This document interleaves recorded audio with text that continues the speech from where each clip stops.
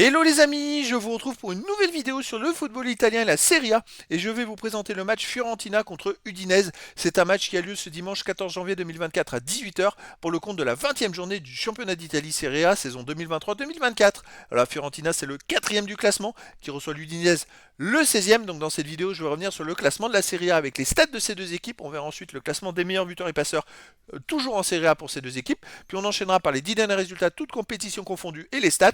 Et on terminera par les compos d'équipe et tactiques éventuelles, ce qui nous permettra d'avoir une idée, une tendance à ce match. Pour ceux qui souhaitent voir ce match à la télé, sachez que vous pouvez le voir sur beIN Sport 5. Alors au classement, la Fiorentina est 4ème de Serie A avec 33 points en 19 matchs, 10 victoires, 3 nuls, 6 défaites, 27 buts marqués, 19 encaissés, plus 8 de différence de but. Alors ils sont loin du 3ème, ils ont 6 points de retard sur l'AC Milan, et ils sont juste devant un gros peloton, puisque vous voyez, derrière eux, le 8ème par exemple a 29 points, donc ils doivent prendre des points pour essayer de s'éloigner de ce peloton.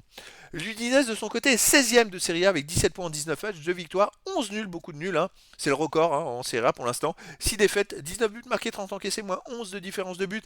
Alors l'Udinese est tout proche des places pour descendre en Série B et donc doit prendre des points également pour s'éloigner de la zone rouge. Alors petite particularité, il y a donc 16 points d'écart entre ces deux équipes, avec une équipe comme la Fiorentina qui joue pour essayer de se qualifier pour la Coupe d'Europe et la Ligue des Champions, une équipe comme l'Udinese qui joue pour son maintien et pas descendre en Série B, et pourtant les deux équipes ont fait le même nombre de défaites, 6. Comme quoi, vous voyez, les matchs nuls, là c'est vraiment flagrant, il ne faut pas faire des matchs nuls, il vaut mieux gagner, quitte à perdre plus de matchs, mais les victoires c'est plus important que les matchs nuls. Ils auraient fait 10 défaites et par exemple 4 matchs nuls de moins, ils auraient plus de points. Ah, c'est un exemple, hein. Donc voilà, allez, les buteurs, les amis, pour la Fiorentina, on a Gonzalez avec 6 buts, Bonaventura 6 buts pour l'Udinese, on a Lucas avec 6 buts, et après il y a plein de joueurs à 3, 2 et 1 but pour les deux équipes. Pour les passeurs décisifs, Duncan de la Fiorentina est à 3, et après il y a plein de joueurs à 2, Biraghi, Bonaventura, Nzola pour la Fiorentina, et pour l'Udinese, Pereira et Samardzic sont à 2 passes décisives, et puis après il y a plein de joueurs à une passe décisive pour les deux équipes.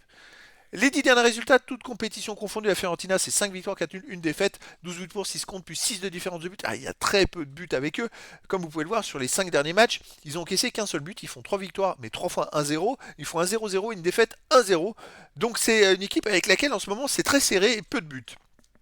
Chez eux, ils restent sur un 0-0 contre Bologne, une victoire 1-0 contre le Torino, une victoire 1-0 contre les Las Vérone, un 2-2 contre Parme, un 3-0 contre la Salernitana et une victoire 2-1 contre Genk. Donc voilà, chez eux, sur les 6 derniers matchs, c'est quand même, ça marche très très bien. C'est 4 victoires et 2 nuls.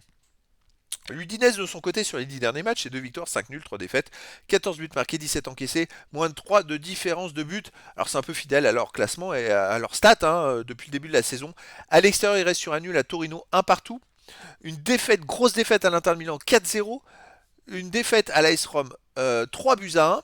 Non, une victoire à l'AC Milan 1-0, ça c'est une belle surprise quand même, hein. Donc ça veut dire qu'ils sont capables d'aller gagner chez des grosses équipes. Les résultats à l'extérieur sont disparates. Ils peuvent prendre un gros carton à l'Inter de Milan et les gagner à l'AC Milan. C'est très intéressant. Allez, au niveau des compos d'équipe et tactique, pour la Fiorentina, ça serait du 4-2-3-1 avec gardien Terraziano et pour les joueurs de champ Kayod, Milankovic, Ranieri, Biraghi, Lopez, Mandragora, Icone, Bonaventura, Brecalo et Enzola. Et pour l'Udinese, on aurait du 3-5-2 avec gardien Okoye. Et pour les joueurs de champ, Ferreira, Perez, Christensen et Bozele, Lovric, Wallace, Payero, Camara, Pereira, Lucas. Donc voilà les amis, le décor est planté entre ces deux équipes. On a d'un côté la Fiorentina dans le haut du classement, l'autre côté l'Udinese dans le bas. Et le même nombre de défaites pour les deux équipes, mais quand même gros avantage pour la Fiorentina. En ce moment, c'est costaud, ils prennent très peu de buts, ils n'en prennent pas d'ailleurs depuis 5 matchs. Ils en ont pris qu'un, je crois, en 5 matchs. Ils gagnent beaucoup, peut-être 1-0, mais voilà, l'Udinese fait beaucoup de matchs nuls. Est-ce que c'est leur chance? Est-ce que ça sent le match nul? Bah écoutez les amis, je vous donne rendez-vous ce dimanche 14 janvier 2024 à 18 h pour le match de la 20e journée du championnat d'Italie Serie A saison 2023-2024. La Fiorentina, 4ème du classement, reçoit l'Udinese le 16e. Voilà les amis, je vous dis à très bientôt pour une nouvelle vidéo.